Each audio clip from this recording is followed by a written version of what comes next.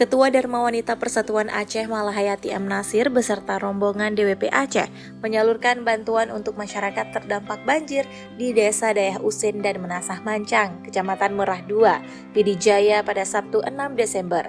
Dalam kesempatan tersebut, rombongan DWP Aceh menyerahkan paket bantuan berupa sembako, perlengkapan kebersihan, kebutuhan bayi, serta barang kebutuhan mendesak lainnya. Kehadiran Ketua DWP Aceh disambut hangat oleh masyarakat yang sejak beberapa hari terakhir berjuang menghadapi dampak banjir besar tersebut. Dalam kesempatan itu, Malahayati menyampaikan rasa prihatin dan empati yang mendalam atas musibah yang dialami masyarakat setempat. Ia berharap bantuan yang disalurkan dapat meringankan beban masyarakat serta mempercepat proses pemulihan pasca bencana.